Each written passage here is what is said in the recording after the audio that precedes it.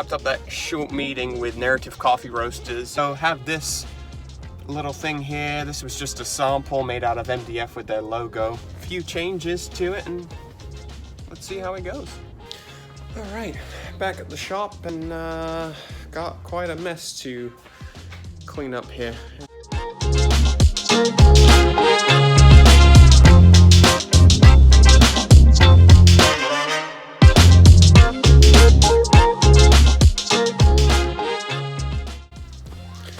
Now, for what I'm making, honestly, the Shape of Origin does the job, but I wouldn't say it does the job the best. Gantry CNC would blow this thing out of the water completely as far as production rate goes. But you know, I have the machine, it works well, I do like it, and this is what we're going to replicate. Taking away the cup and espresso cup holder.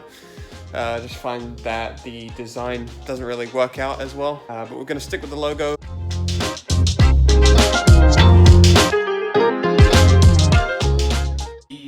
Festool MFT element clamps, by the way, are money. These come in a set of 2.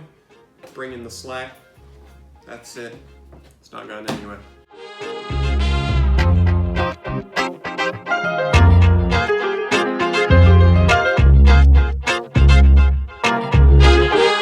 Start it up.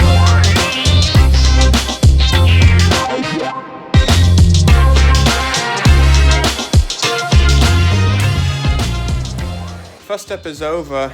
As you can see here, I used the juice groove bit just to go around the edge here. When you're on stuff like this, it's hard because the base of the shaper wants to fall in, so you sometimes have to run the shaper diagonal just to make sure that you're staying on those supports. And next thing, gotta do a logo and cut it out, and there's a new sample.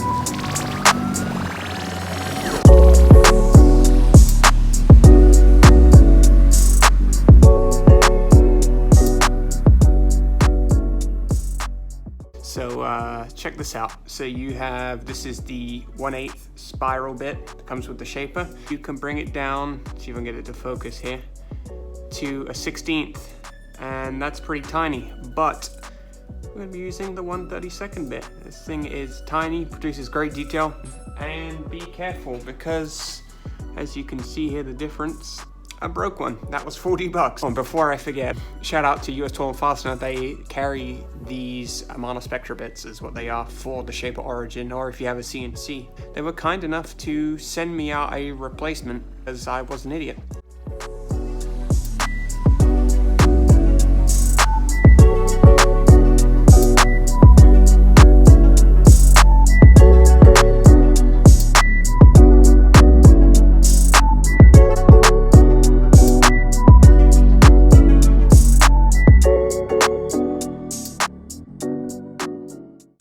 Now, anything you have that's production, you want speed, right? Because you're gonna have to make multiple of these pieces. I could have quite easily used the Shape of Origin and done, say, 3 passes at a 1/4 inch depth, because that's my bit, but that would be way too much time. So I just did a 1/4 inch round, chopped off the excess on the bandsaw, and now we're gonna use this spiral bit and just flush cut the rest of it, and it should be a bit faster than the original plan.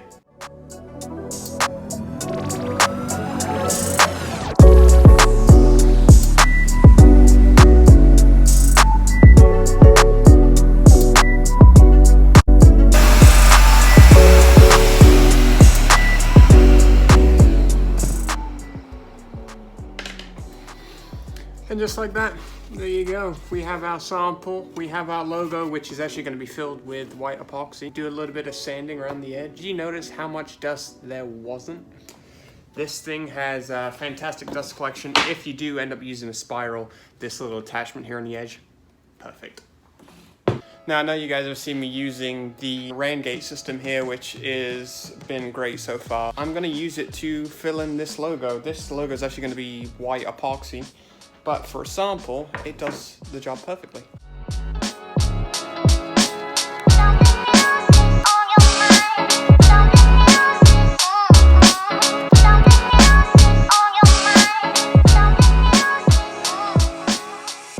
you go. So you get the idea. On wood, it's great. MDF.